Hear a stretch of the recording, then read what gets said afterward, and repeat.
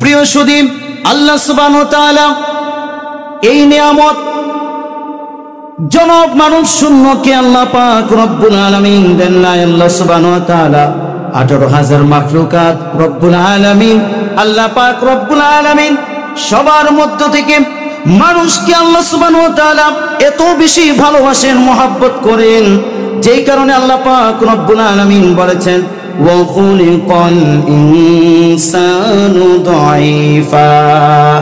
আল্লাহ পাক রব্বুল আলামিন যেই মানব জাতি সম্পর্কে আল্লাহ সুবহানাহু ওয়া তাআলা বলেছেন ওয়া খুলিকাল, আমি আল্লাহ সৃষ্টি করেছি ইনসানু দাঈফা, মানুষকে দুর্বল বানায়া। আবার আল্লাহ পাক রব্বুল আলামিন বলেছেন ইবাদত বন্দেগী শুকরিয়া একমাত্র মানুষ এই পৃথিবীর মধ্যে আদায় করবে, বলেন না সুবহানাল্লাহ। এজন্য আল্লাহ পাক রব্বুল আলামিন কোরআন মাজিদে আল্লাহ সুবহানাহু ওয়া তাআলা বলেন ওয়ামা খালাকুতুল জিন্না ওয়াল ইনসা ইল্লা লিয়াবুদুন। আল্লাহ পাক বলেন নিশ্চয় আমি আল্লাহ আমার ইবাদত বন্দেগী একমাত্র তারাই করবে। দুইটা জাতি সম্পর্কে আল্লাহ পাক বলেছেন জিন এবং ইনসান, বলেন না সুবহানাল্লাহ। এই আয়াতে কারিমা তাহলে বুঝতে পারি যে আমরা আল্লাহ পাক রব্বুল আলামিনের ইবাদত বন্দেগী করব, আর জিন মানুষ এবং জিন দুইটা জাতি, অন্য কোনো কেউ নয়। আমার বন্ধুগণ, রব্বে কারীম আল্লাহ পাক রব্বুল আলামিন তার পেয়ারা হাবিব সাল্লাল্লাহু আলাইহি ওয়াসাল্লামের উম্মত বানাই আল্লাহ পাক দুনিয়াতে আমাদেরকে পাঠাইছেন। আমরা দুনিয়াতে আসতে পেরেছি, এজন্য এর ছেড়ে কোনো নিয়ামত আর কিছুই হতে পারে না, কিছুই হতে পারেন না। কথা বলেন ঠিক কিনা? এজন্য ইমাম জালালউদ্দিন সুয়ুতী রাহিমাহুল্লাহ তার কিতাব আল হাউলিল ফাতাহাতি কিতাবের মধ্যে হযরত ঈসা আলাইহিস সালাম আল্লাহর কাছে দোয়া করতেন আল্লাহুম্মা জাআলনি মিন উম্মতি মুহাম্মাদিন সাল্লাল্লাহু আলাইহি ওয়াসাল্লাম। আয় আল্লাহ, পয়গম্বর না বানায়া যদি আপনি উম্মতি মুহাম্মাদের নবী আখির নবীর উম্মত বানাইতেন বড় ধন্য হতাম, বলেন না সুবহানাল্লাহ। বনি ইসরাঈল হাজার হাজার নবীকে হত্যা করেছেন। হযরত ঈসা আলাইহিস সালামকে যখন হত্যার জন্য তারা মনস্থ করলো, আমার বন্ধুগণ ঈসা আলাইহিস সালাম যে ঘরের মধ্যে ছিলেন, চতুর্দিকে যখন কাফেররা ইহুদিরা নাসারা যখন তাকে ঘেরাও করলো, আল্লাহ পাক রব্বুল আলামিনের কুদরতে ঈসা পয়গম্বরকে চতুর্থ আসমানে তুলে নিলেন। আর ঈসা নবীর মতো স্বাধীন আল্লাহ পাক একজনকে তার বিছানায় শোয়া দিলেন, বলেন না সুবহানাল্লাহ। আমার বন্ধুগণ, ঈসা আলাইহিস সালাম পয়গম্বর আখির নবীর উম্মতের জন্য দোয়া করেছেন, আর আমরা ওই নবীর উম্মত, আমরা ওই নবীর উম্মত হয়ে এই দুনিয়াতে এসেছি। এজন্য আমাদের দাম কম না বেশি? আওয়াজ দিয়ে বলেন কম না বেশি? হাসরের ময়দানে আল্লাহ সুবহানাহু ওয়া তাআলা হাজার হাজার উম্মত না থাকবে, তাদের মধ্য থেকে পয়গম্বর আমার আপনার নবী মুহাম্মদুর রাসূলুল্লাহ আখির নবীর উম্মতকে আল্লাহ পাক এত বেশি মহব্বত, এত বেশি নবীকে ভালোবাসেছেন, যেই কারণে নবীজিকে বলেছেন ও আমার প্রিয় হাবিব দোস্ত, আপনার উম্মত একটা নেক কাজ করার জন্য যখন নিয়ত করবে, আমি আল্লাহ রব্বুল আলামিন সাথে সাথে আমলনামায় সওয়াব লিখে দেই, বলেন না সুবহানাল্লাহ। এখানে বলা হচ্ছে যে নিয়তের সাথে সাথে সওয়াব লেখা হয়, আর যখন ওই কাজটা সম্পাদন হবে আমার আল্লাহ রব্বুল আলামিন সাথে সাথে আমলনামায় লিখে দান করে দেন, বলেন না সুবহানাল্লাহ। হাসরের ময়দানে বলতেছিলাম আল্লাহর হাবিব সাল্লাল্লাহু আলাইহি ওয়াসাল্লাম এই উম্মতি মুহাম্মাদের জন্য সুপারিশ করবে। আমার প্রিয় বন্ধুগণ, আমার মুরব্বী বাবারা দিনটা লাগাইয়া শুনেন, উম্মতি মুহাম্মাদের এত দাম, এত ফজিলত। আমার আপনার নবী এই পৃথিবীর মধ্যে আল্লাহর হাবিব সাল্লাল্লাহু আলাইহি ওয়াসাল্লাম উম্মতের জন্য কত কষ্ট করেছেন, অত্যাচার নির্যাতন সয়েছেন। আল্লাহর হাবিব সাল্লাল্লাহু আলাইহি ওয়াসাল্লামের দুঃখ নির্যাতন নিপীড়িত যখন চলমান, তার মধ্য থেকে রাসূলুল্লাহর আনন্দ। আল্লাহর হাবিব সাল্লাল্লাহু আলাইহি ওয়াসাল্লাম একদা সময়ে হাতিমে কাবায় রাসূলুল্লাহ অবস্থান করলেন, বলেন না সুবহানাল্লাহ।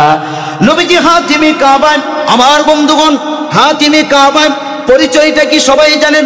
হাতিমে কাবা এমন একটা প্লেস, এমন একটা স্থান, যেই জায়গায় দোয়া করলে আমার আল্লাহ রব্বুল আলামিন দোয়া কবুল করেন। বলেন না সুবহানাল্লাহ। যেই জায়গায় হাত ছাড়া যদি আপনি জবান দিয়ে কিছু বলেন, আসমানের মালিক আল্লাহ কবুল করে নেয়। বলেন না সুবহানাল্লাহ। প্রিয় নবী আমার মুহাম্মদুর রাসূলুল্লাহ সাল্লাল্লাহু আলাইহি ওয়াসাল্লাম হাতিমে কাবায় অবস্থান করলেন। নবীজি অঝরে চোখের পানিগুলো ছেড়ে দিলেন। একজন সাহাবী খাদেমে রাসূল আনাস ইবনে মালিক রাদিয়াল্লাহু তাআলা আনহু, তিনি এসে দেখলেন আল্লাহর হাবিব অঝরে চোখের পানি ফেলতেছেন। তিনি আর সইতে পারলেন না, তিনিও নবীর সঙ্গে কাঁদতেছেন। আমার বন্ধুগণ, আনাস ইবনে মালিক সম্পর্কে হাদিস শরীফে এসেছেন, তিনি আল্লাহর হাবিবের 10 বছর খেদমত ছিলেন। বলেন না সুবহানাল্লাহ। আমার বন্ধুগণ, হাতিমে কাবায় হযরতে আনাস রাদিয়াল্লাহু তাআলা আনহু, আমার বন্ধুগণ, আনাসের মা উম্মে সালমান, তিনি আল্লাহর হাবিবের কদমে ছোট অবস্থায়, বালক অবস্থায় আল্লাহর হাবিবের খেদমতের জন্য নিয়ে এসেছিলেন। আমার বন্ধুগণ, আল্লাহর হাবিব সাল্লাল্লাহু আলাইহি ওয়াসাল্লাম এত বেশি ভালোবাসতেন আনাস ইবনে মালিক রাদিয়াল্লাহু তাআলা আনহুকে। বলেন না সুবহানাল্লাহ। তার মা এসে নবীজিকে বলল, ইয়া রাসূলুল্লাহ, ইয়া হাবিবাল্লাহ, আনাস আমার সন্তান, আমি এখন নবী আপনার কদমে আনাসকে রেখে যাচ্ছি।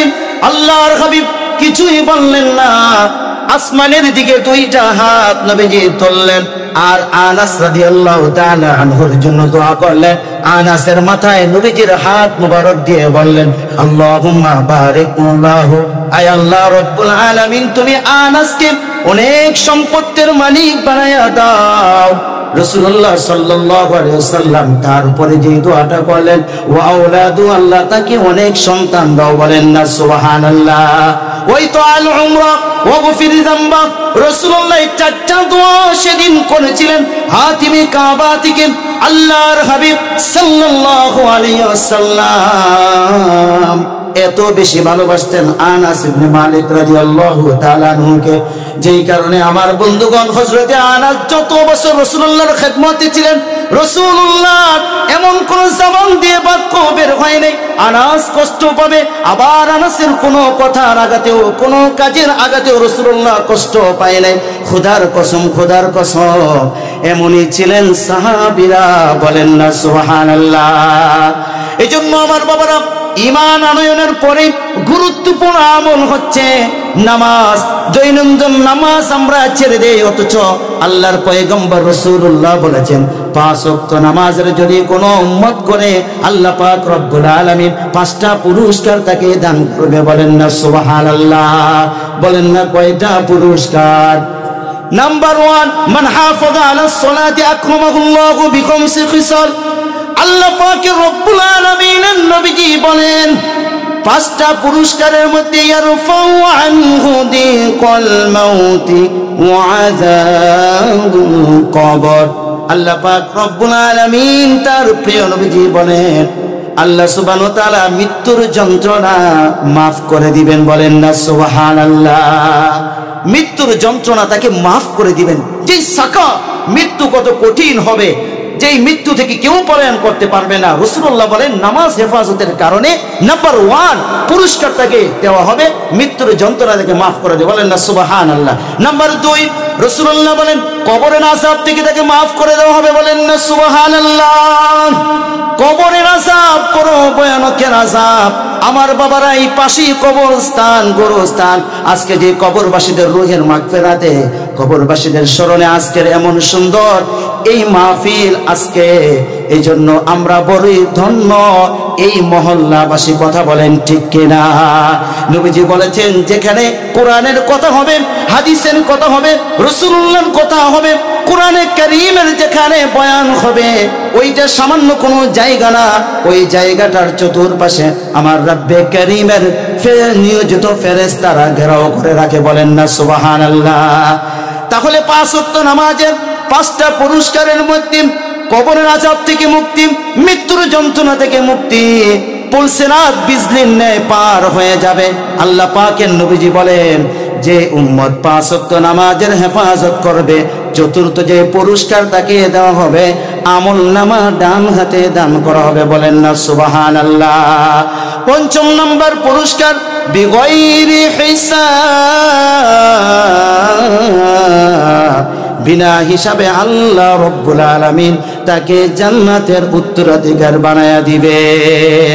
এজন্য নবীজি বলেছেন হাসরের ময়দানে, কিয়ামতের ময়দানে কত মানুষ পেরেশান হয়ে যাবে।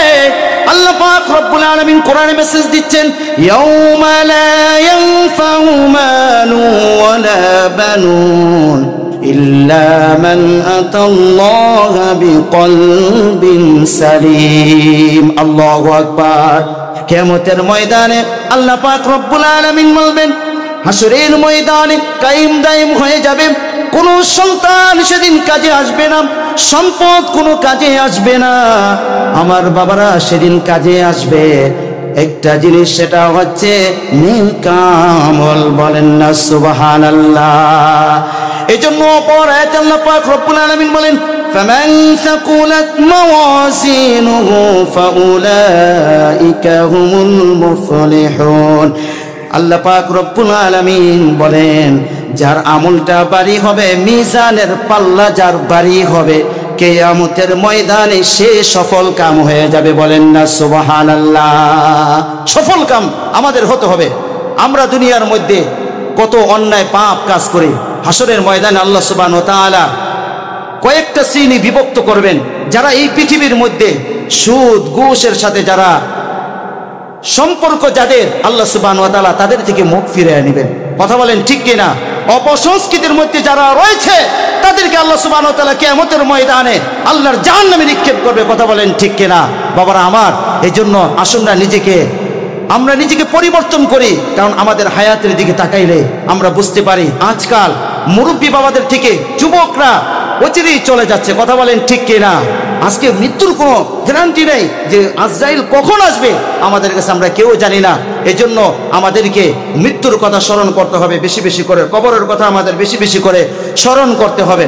আল্লাহ রাসূল সাল্লাল্লাহু আলাইহি ওয়াসাল্লাম সাহাবীদের বলেছেন, আমার সাহাবীরা এমন ফজিলত নামাজ, শুনে রাখো, জেনে রাখো, কোন বান্দা যদি 5 ওয়াক্ত নামাজের হেফাজত করে, যদি ফজর জামাতে পড়ে, ফজর থেকে জোহর পর্যন্ত মধ্যবর্তী গুনাহগুলো আমার আল্লাহ রব্বুল আলামিন মাফ করে দেয়, বলেন না সুবহানাল্লাহ।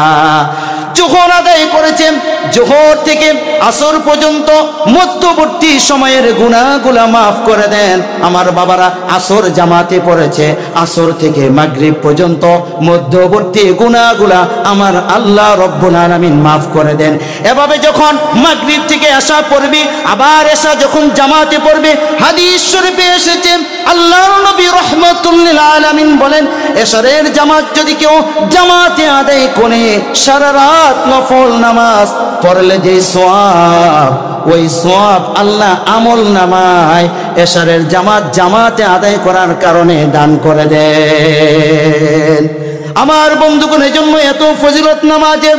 হাদিস শরীফে এসেছে রাসূলুল্লাহ বললেন, তোমাদের কারো বাড়ির সামনে দিয়ে যদি নদী প্রবাহিত হয়, যদি কোনো নদী প্রবাহিত হয়, সেই নদীতে যদি সে দৈনন্দিন 5 বার গোসল করে, তার কোনো ময়লা থাকার কথা। সাহাবীরা বলল, ইয়া রাসূলুল্লাহ, কোনো ময়লা থাকার কথা নয়। আল্লাহর নবীজি বলেন, 5 ওয়াক্ত নামাজ যদি কেউ হেফাজত করে, আল্লাহ তার যাবতীয় সগীরা গুনাহগুলো মাফ করে দেয়, বলেন না সুবহানাল্লাহ। আওয়াজ দিয়ে বলেন না আল্লাহু আকবার। আরো মায়ার আওয়াজে বলেন না ইয়া রাসূলুল্লাহ। আরেকটু মায়ার আওয়াজে বলেন না ইয়া হাবিবাল্লাহ। ইয়া রাসূলুল্লাহ, ইয়া হাবিবাল্লাহ, ইয়া রাসূলুল্লাহ, ইয়া হাবিবাল্লাহ, ইয়া রাসূলুল্লাহ, ইয়া হাবিবাল্লাহ। আমারি মৌতের মরণ কালে, আমারি মৌতের মরণ কালে থাকিবেন নবী গো আমারি শিয়রে, দেখিব আপনাকে আপন নয়নে। ইয়া রাসূলুল্লাহ, ইয়া হাবিবাল্লাহ, ইয়া রাসূলুল্লাহ, ইয়া হাবিবাল্লাহ, ইয়া রাসূলুল্লাহ, ইয়া হাবিবাল্লাহ।